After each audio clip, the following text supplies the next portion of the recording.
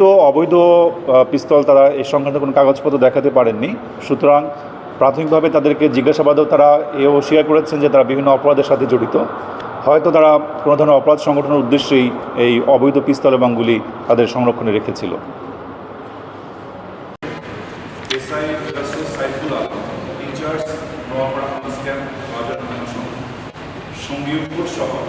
রাত্রিকালীন warrant Kamil এবং মাদকতা অভিযান করাকালে 12/6/25 তারিখ রাত 9:30টার সময় জানতে পারেন যে পশ্চিম পূর্বায়নের বৃদ্ধা সাহায্য চেয়ারম্যান বাড়ির দোকান পিছনে কতিপয় মাদক ব্যবসায়ী অবস্থান করছে।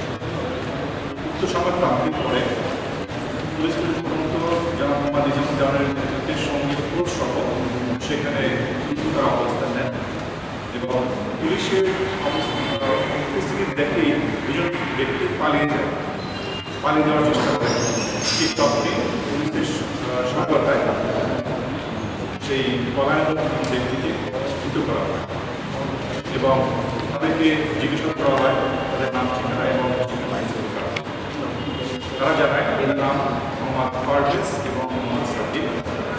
পরবর্তীতে তাদেরকে তল্লাশি করে পারভেজের পরিহিত প্যান্টের পিছনে কোমরে রক্ষিত অবস্থায় একটি বিদেশি পিস্তল পাওয়া যায়, যার গায়ে ইংরেজিতে মেড ইন ইউএসএ 7.65 লেখা দেখা যায় এবং ধৃত সাকিব তল্লাশিকালে তার প্যান্টের সামনের পকেটে 1 রাউন্ড গুলি, যার যেখানে লেখা 7.65 লেখা রয়েছে এবং সেগুলোটি একটি ম্যাগজিনের মধ্যে রাখা অবস্থায় দৌড় অবস্থায় পাওয়া।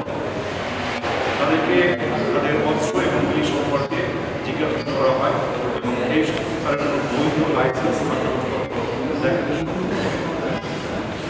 পরবর্তীতে তাদেরকে জিজ্ঞাসাবাদে আরও জানা যায় তারা এই অস্ত্রের গুলি দিয়ে বিভিন্ন প্রকার অপরাধের সাথে জড়িত।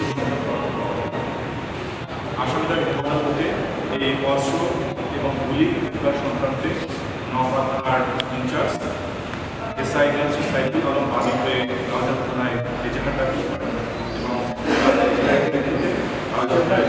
এই আসামিদের বিরুদ্ধে লিখিত মামলা রুজু করা হয়।